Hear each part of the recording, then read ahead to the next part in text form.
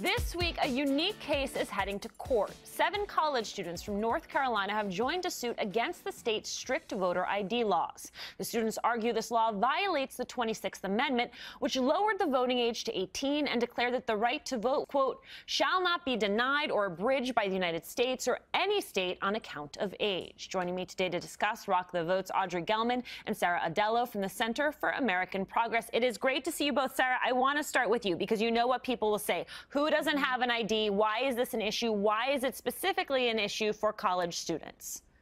Well, thank you so much, Alicia. This is a huge case for young people because we know that there are far too high numbers of people who don't have an ID. I know a lot of us think about, oh, I need one to drive. But if you look at the data out there, that there are a lot of young people, there are a lot of registered voters that don't have IDs. And IDs certainly should not be standing in the way of democracy. Yeah, I want to read you, Audrey, a statement that Rock the Vote put out today. Rock the Vote believes that our country should be making it more convenient for young people to vote. Young Americans have the power to strengthen our democracy and make their voices heard when they vote. I think it's important to note this is 7 people, 7 individuals who've decided they want to step up and be a part of this. But they are not alone. You know, in North Carolina, young people voted in large numbers in the last election, a 56% turnout rate. That's one of the highest in the country. So my question to you, Audrey, what impact will these types of laws have in the upcoming midterms and then in the general election?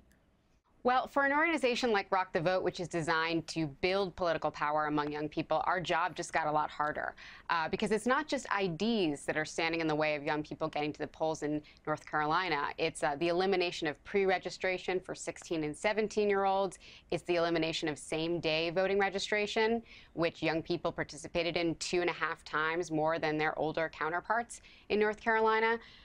It's a huge issue, and it will have a significant impact on suppressing turnout among young people in a state where they made a huge difference in 2012. Sarah, I saw this study that will not surprise you at all.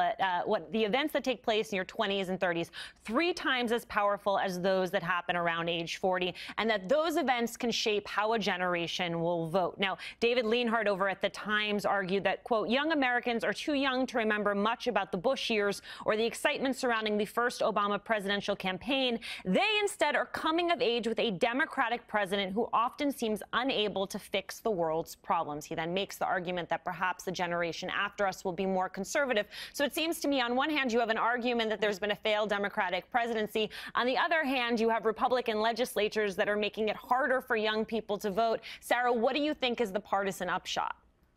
I mean, if we look at these, absolutely, what happens in your 20s certainly impacts how you're going to vote in the future. But if we look at young people, this is the most diverse generation that our country has ever seen and the most progressive. We're not going to stop caring about progressive issues based on what's happening in Congress and support our communities and our families. And so we'll continue to support things like supporting gay rights and access to reproductive health care services and raising the minimum wage. These are things that are not going to change no matter who is in Congress or who is obstructing Congress. Audrey, I love having you both on, and yet I wish I were having you here to have a conversation about how we make voting easier, how we involve more people in our democratic process rather than this ongoing conversation about how we just keep the rights that we already have. What would that conversation look like? How do we bring even more people to the table?